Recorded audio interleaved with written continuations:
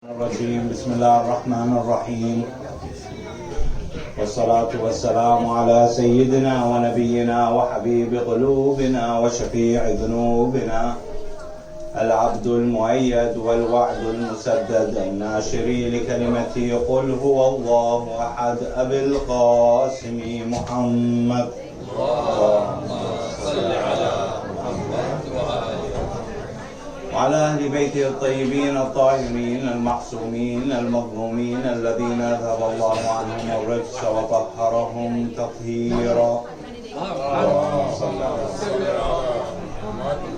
أما بعد فقد قال الله في محكم كتابه بسم الله الرحمن الرحيم ألف لام ميم ذلك الكتاب لا ريب فيه هدى للمتقين الذين يؤمنون بالغيب ويقيمون الصلاة ومما رزقناهم ينفقون والذين يؤمنون بما أنزل إليك وما أنزل من قبلك وبالآخرة هم يوقنون أولئك على هدى من ربهم وأولئك هم المفلحون. صدق الله العلي العظيم. صلوات اللهم صل على محمد وآل محمد. Yesterday we gave a minute reflections on Surah Al-Fatiha, and we said if we were to give this Quran to a person that is not familiar with the religion of Islam, Allah subhanahu wa ta'ala, He introduces this religion in a very beautiful way. He starts off by explaining His name and His attributes, and He starts off by saying the first dua that's ever mentioned, which is guide us to the straight path. And these characteristics are now going to be further mentioned in the longest surah in the Quran. So it starts off with a very, very short surah, and then the surah after that is a very, very long one. And usually for people that try to read the Quran or try to finish the Quran, they usually get stuck at the surah because it's so long. A lot of people I know, when it becomes the beginning of Ramadan, they have an intention to finish the whole Quran, and then they just get stuck at Surah Al-Baqarah, and the whole month they don't even finish that surah. And my advice is finish that surah in one sitting. Just if you decide that you're going to finish the Quran, finish Surah Al-Baqarah, then the rest of the Quran is very easy. As long as you finish Surah Al-Baqarah, you'll have the momentum and the motivation. You'll be like, okay, I finished Surah Al-Baqarah, I can finish any other surah. However, this surah in itself contains a lot of information. It starts off with categorizing humans. So there's 4 or 5 or 6 types of human beings. Amongst them are those that believe, and they have certainty in the Day of Judgment. Amongst those are those that will not believe. No matter what you do, this is not for them. Basically, Islam is not for them. They've decided to part ways with it. There are those that say they believe, but they don't believe. Okay? And there are those that they believe, but their iman is at a very weak level. Like it's on very, very shaky ground. They suspect Allah subhanahu wa ta'ala exists. They suspect that the Day of Judgment is there. They're not certain of it. And hence, they follow their iman based on their suspicion. However, when a person comes in with one doubt or one question, their iman falls down. After he categorizes every single person, then it brings up the history of religions, where it starts with the story of Adam. He says, وَقَالَ رَبُّكَ لِلْمَلَائِكَةِ when Allah subhanahu wa ta'ala said to the angels, I am leaving a successor onto this earth. They said, are you going to create someone that is going to shed blood on this earth? He said, I know what you know now. After the story of Adam, it's the story of Bani Israel. And the stories of Bani Israel are very, very lengthy in nature. And it's also important to note that these verses are there for a reason. When Allah subhanahu wa ta'ala mentions Bani Israel, the Quran was sent to the Muslims. The Quran was sent to Bani Israel. The Quran is sent to the people. However, the reason why these stories are there is so you can actually gain some benefit from it. It is not just going to tell you, okay, well, this is what happened in history, and that's it. No. There is a lot of times when you look at these stories, your first question is, how does this relate to us? And you will find a similar story that we're going through. So for example, the reason why our fiqh is very inflated. Islam is supposed to be a very, very simple religion. You know, Allah subhanahu wa ta'ala says very easy, إِنَّ اللَّهَ يُرِيدُ بِكُمُ الْيُسْرَ وَلَا يُرِيدُ بِكُمُ الْعُسْرَ. Allah wants ease for you and He doesn't want hardship. Islam is meant to be very, very easy. However, when we look into our books of fiqh, we have maybe more than 200,000-300,000 fatwas on a certain aspect. For example, in wudu, you would find easy 30-40 volumes. Meanwhile, Allah subhanahu wa ta'ala mentioned the ayah of wudu in one ayah. Why is this inflation there? Allah subhanahu wa ta'ala says in the Quran, He says, do not ask about things. If you know their answer, you're going to be upset. This is exactly like probably the purpose of Surah Al-Baqarah is, O people of Muhammad, do not be like Bani Israel. Bani Israel had one command. Surah Al-Baqarah is based on one command. He says, Allah subhanahu wa ta'ala told them, إِنَّ اللَّهَ يَأْمُرُكُمْ أَن تَذْبَحُوا بَقَرًا. Allah commands you that you slaughter a cow. How easy is this command? Find any cow, slaughter it, goodbye, finish, you come in. They said, أَتَتَّخِذُنَا هُزُوًا. Are you making fun of us? The Prophet Musa said, أَعُوذُ بِاللَّهِ أَنْ أَكُونَ مِنَ الْجَاهِلِينَ. I beseech Allah from being one of those that are ignorant. He says, أُدْعُ لَنَا رَبَّكَ يُبَيِّن لَنَا مَا هِي. Go ask Allah to clarify what is it. So he said, it's one that's not young, not old, somewhere between that. Do what you are commanded. They said, no. Ask Allah to tell us what color is it. So first it was a cow. Now it's middle-aged. Then it becomes yellow. Now you have to find a yellow middle-aged cow. Then you have to find one that doesn't work. It doesn't have any spots. And they say, oh, now al-ana ji'ta bil-haq. How many times do we, as a community, when a person came and gives us a very simple answer, we're not convinced? Right? We say, no, we need more. No, we need more. Okay, you want to start digging deeper? Okay, dig deeper. Then what happens? Now you have a lot of commands that you have to deal with. Meanwhile, originally, the religion was very, very simple. We keep asking, and I really think that this is the main reason why this surah is so long. They say, like, hey, don't you have so much pleasure in reading short surahs? You have so much pleasure in it. You can memorize it very quickly. You could read it maybe 50, 60, 70, 80 times in a day. However, when it's a long surah, you automatically get pulled back. You're not motivated to read it. You're not motivated to go through it. Why? Because it's very long. It's the same thing. Imagine if your religion can be short, easy, and concise. If you want to complicate it, complications available. There's no way we could easily complicate everything. So Allah subhanahu wa ta'ala starts the surah with Alif Lam Mim. And what Alif Lam Mim means is a mystery. And the more the time goes by, the more mysterious it gets. And what I say is that if a person really wants to know the meaning of these letters, if they have a meaning, is first find out the meaning of the rest of the Quran and then go back to this one. Now, is this the only verse that you don't know the meaning of? I think the majority of the verses in the Quran we haven't even read, let alone for us to stick onto this meaning. There are some people that went into numerology of what it could mean. There are people that took some of these verses, for example, Alif Lam Mim Ra and Ha Mim and Noon. Those are three. You put them all together, it spells out Ar-Rahman. However, as long as you read about these things, about the huruf al-muqatta'a, the cut off letters in the Quran, you see that everyone has an opinion, but every opinion doesn't have any evidence to it. Like there's nothing that can be like, okay, well this one makes more sense than this one. They sound good, they sound nice, they have a possibility of meaning there, but however, to get into a certainty meaning, such as like for example, Qul huwallahu ahad means there is absolutely one God. We're certain about that. I don't think that there's a path to that. However, it is important to note that the Quran was always being challenged, and the Quran always challenged the Arabs at the time. He says, if you are in any doubt in this book, then come up with a surah like it. And then nobody came up with it. These Arabs, they were listening to the Quranic verses as soon as they came down. And Alif Lam Mim came down, and these Arabs did not object to it. Hence, it's very easy to conclude that during the time of the Prophet, they understood what Alif Lam Mim meant, and Ha Mim and Noon, because that would have been a very easy objection by the people that disbelieved in Quraysh. They could have said, hey, Alif Lam Mim, I'll give you Dad Sad. It's the same thing. They understood that these certain letters resembled a certain meaning. Yes, because the languages in their nature, as time passes by, develops, that meaning got lost. But during the time of the Prophet, at the time of Quraysh, Alif Lam Mim had a meaning. And it says, ذَلِكَ الْكِتَابُ لَا رَيْبَ فِيهِ. That book in which there is no doubt, it is a guidance to those that are pious.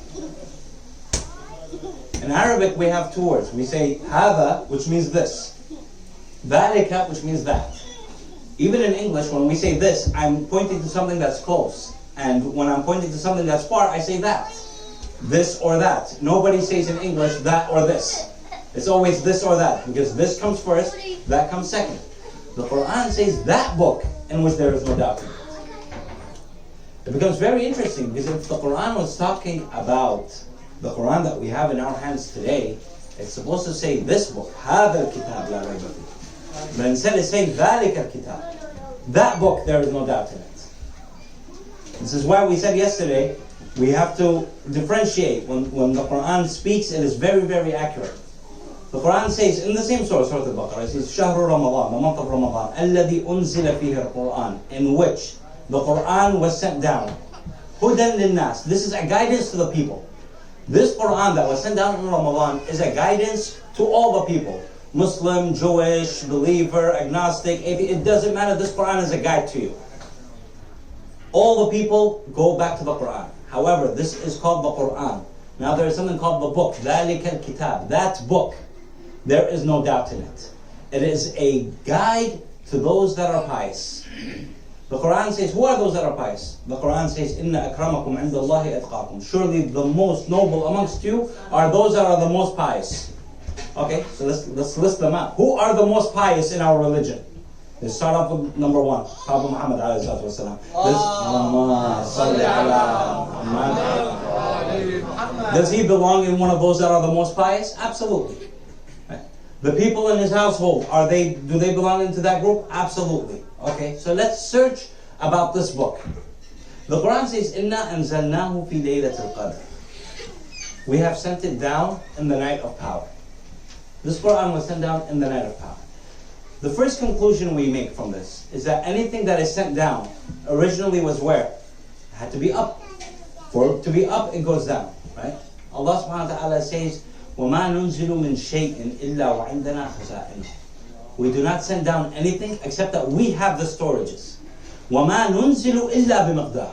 And we do not send down except a portion.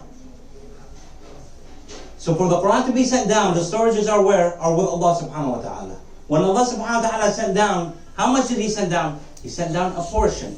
Why? Because the Quran says, إِنَّا جَعَلْنَاهُ قُرْآنًا عَرَبِيًّا. We have made it into an Arabic Quran so that you may comprehend. That means originally it was not in Arabic. Allah subhanahu wa ta'ala knew it was being sent down to the Arabs, so we translated these meanings into Arabic and we put them down, we made them to Arabic as a Quran. However, where is the original form in this book and who has access to that book? The Quran is very, very clear. This is why I'm telling you, when you put the verses together, it's like you're putting a puzzle together. It says, إِنَّهُ لَقُرْآنٌ كَرِيمٌ. It is a glorious Quran, Surah Al-Waqi'ah. فِي كِتَابٍ مَكْنُونٍ. Inside a hidden book. There is a glorious Quran in a hidden book. لَا يَمَسُّهُ إِلَّا الْمُطَهَّرُونَ. No one shall touch it. No one shall have access to it except those that are purified. Now it becomes very easy. Who are those that are purified? إنما يريد الله ليذهب عنكم الرجس أهل البيت ويطهركم تطهيرا. اللهم صل على محمد. So now we know that there is a Quran that we have in our hands that is a guidance to all people. And there is a higher version of this Quran that has limited access to those that are pious. These people that are pious, what is their characteristics? It says, الَّذِينَ يُؤْمِنُونَ بِالْغَيْبِ. Those that believe in the ghaib, the unseen. Okay, over here, a lot of people think, what is the unseen? Some people say it's the day of judgment. Some people say anything that we don't know. This is called the ghaib.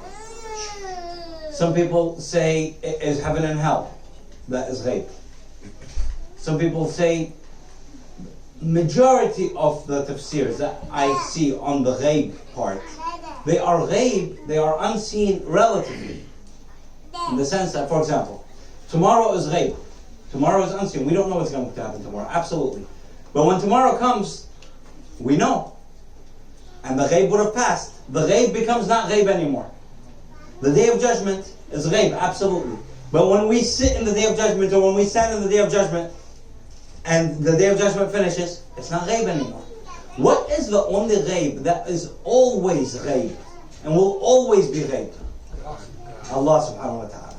Allah, this is why الَّذِينَ يُؤْمِنُونَ بِالْغَيْبِ, those that believe in Allah subhanahu wa ta'ala. Because Allah, today He is ghaib, and the day of judgment He is ghaib, and heaven and in hell He is ghaib. No matter how much we try to know about Allah subhanahu wa ta'ala or know Allah subhanahu wa ta'ala, our knowledge compared to Him is always zero. Because He is unlimited and the creation is always limited. This is an absolute thing. So those that believe in Allah subhanahu wa ta'ala, right?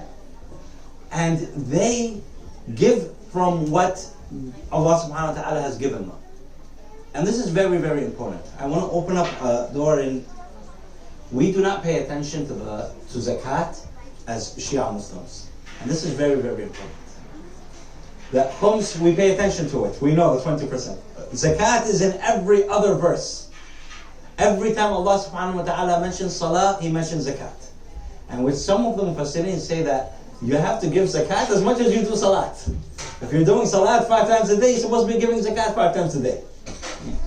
And it comes from an unfortunate way of reading the religion, in which we have zakat restricted into gold and silver and the 4 types of cattle and the 4 types of wheat. However, if we were to have a more progressive look into the ayat of zakat, the first ayat of zakat says, خُذْ مِنْ أَمْوَالِهِمْ صَدَقَةً, take from their money charity. That's the number one thing.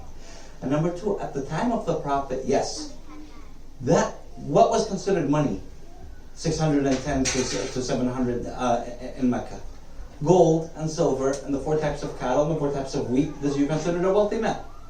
Now in this day and age, nobody carries gold, nobody carries silver. Wheat you buy from the supermarket, and the cattle, let alone maybe, well, in the Carolinas, maybe somebody might have cattle, but that's it, right? So what did we do with this verse? It died because of our restriction. Meanwhile, we have a hadith, for example, Imam Ja'far Sadiq, when he moved to Kufa, there was a lot of rice. So Imam Ja'far Sadiq commanded that you have to pay zakat on the rice. Meanwhile, the Prophet at the time never paid zakat on the rice. That's number one. And that's when it's considered to monetary values. But the verse is also very general. Whatever we have given you. Allah subhanahu wa ta'ala has given you, for example, knowledge. He has given you time. You have 24 hours a day. Give 2.5% of your time for Allah subhanahu wa ta'ala. 36 minutes. If you calculate, you say, I'm going to give Allah subhanahu wa ta'ala gave me 24 hours this day. I want to give 36 minutes of my time for Allah. How much better of a person can you be? How much better of a community can we be? If we all decide just 36 minutes. That's 2.5%. Everything Allah subhanahu wa ta'ala has given you, take 2.5% aside and give it for Allah subhanahu wa ta'ala. Allah says, وَمَنْ يَقْلُبُ اللَّهَ قَرْضًا حَسَنًا. Whoever, Allah subhanahu wa ta'ala is asking for a loan. Whoever gives Allah subhanahu wa ta'ala a good loan, Allah subhanahu wa ta'ala will give you back tenfolds. 2.5% is not that much. Let's say you get your paycheck is $1,000, put down. How much is it? $25? Not that much. Very, very easy. Put it in a fund. Say, fi sabilillah. For anybody, let's say this is the first and foremost thing. Like, keep your salah like your zakat. If you don't want to give money, you can always give something else. This is why Imam Muhammad Baqir used to say, Al-ibtisamatu sadaqah. Just smiling at your fellow brother is sadaqah, is zakat. And this is something that we have to focus on mostly. Is that our religion became more robotic and very halal, haram, correct, not correct, whatever. And then it's very, very, as if you're a machine. However, the religion is very, very fluid. And because of this roboticness and this attitude of Bani Israel that we have of asking and making sure, we forgot the most important part, which is the ethics. We don't care about the ethics. We care about halal, haram. If it's halal, I'm going to do it. Okay, ask yourself. Is this appropriate for you to do? Nobody says it's haram. There's a lot of things that are halal that can be very unethical. But Allah subhanahu wa ta'ala made them halal because there will be certain reasons and certain times where you would have to commit these actions. So Allah subhanahu wa ta'ala kept it open. So for example, driving the car, halal or haram? Halal. Okay. Does that mean you can drive any way you want? Any speed that you want? No. What happens to all of the halal in Islam? It's always restricted. He says, because if we don't restrict the halal, there's going to be a problem. Imagine right now we have no traffic lights, no stop signs, no cops, no speed limit. How many cars will be intact right now? 0. Meanwhile, driving a car is halal. Everything Allah subhanahu wa ta'ala made halal, He says, yes, I made it halal, and the halal, the majority of the actions that a human being does are halal. However, it is up to you to organize them. Organize your halal. So for example, eating is halal. Overeating, you shouldn't do that for yourself. Right? No one's telling you that. Okay, not eating at all, where you go on the deficient side, also haram. And like some people, they wanted to fast at the time of Rasulullah. They were fasting 3-4 days without eating anything. The Prophet said, "What are you doing?" He said, "We're nawasil. We're making it continuous." He said, Allah subhanahu wa ta'ala did not command you to do such a thing. He says, if you want to be continuous, you continue until suhoor time. Suhoor time you have to eat. So, الذين يؤمنون بالغيب ومما رزقناهم ينفقون, right? والذين يؤمنون بما أنزل إليك, and those that believe in what has been sent down to you. وما أنزل من قبلك, and what has been sent down before you. وبالآخرة هم يوقنون, and in the day of judgment they are certain. A couple of things. We have, growing up, we always learned, we had usul al-din and furu' al-din. The usul al-din was tawheed, adl, nubuwwat, imamat, qiyamah. And furu' al-din was salat, saum, hajj, zakat, khums, amr bil ma'ruf, nahy al munkar, tawalli, tabari, and jihad. The more I looked at this, I put it to the 5. The Sunnis, they have a hadith that says, Bunya al-Islamu ala khams. Islam was built on 5 things. Al-Shahada, and La ilaha illallah Muhammad Rasulullah, the Shahada. Then there's Salah, Saum, Hajj, and Jihad. 5 things. Okay. Now I say, okay, these hadiths, they must have a reason why they came up. Why did this come up? Why are they differentiated and categorized this way? When you look into the Quran, there's a lot of things in the usul al-din. So usul al-din in are all beliefs. So tawheed is a belief. There's no action required. You just have to believe that there's one God. Adl is a belief. You have to believe Allah is just. Nubuwwat is a belief. You have to believe He's a prophet. No action required. Right? Imamat is a belief. Qiyamat, all beliefs. Okay. Are these 5 restricted? Are these the only 5 that we have to believe in? Because when I look into the Quran, there's a lot more things that we have to add to this list. Why didn't we restrict it to this 5? And starting off with this one, الَّذِينَ يُؤْمِنُونَ بِمَا أُنزِلَ إِلَيْكَ. They have to believe in what has been sent down to you. So believing in the Quran. وَمَا أُنزِلَ مِن قَبْلِكَ, and what has been sent down before you. There's the Bible and the Torah. You have to believe in those books. This is part of your usul al-din. Imagine a Muslim comes in and he says, I believe there is no God but God and Muhammad is messenger of God, but I don't believe in Moses and Jesus. I say, goodbye, you're not a Muslim. Right? So this definitely sit down on usul al-din. The last ayah, the last 3 ayahs in Surah Al-Baqarah, right? It says, Aman al-Rasul.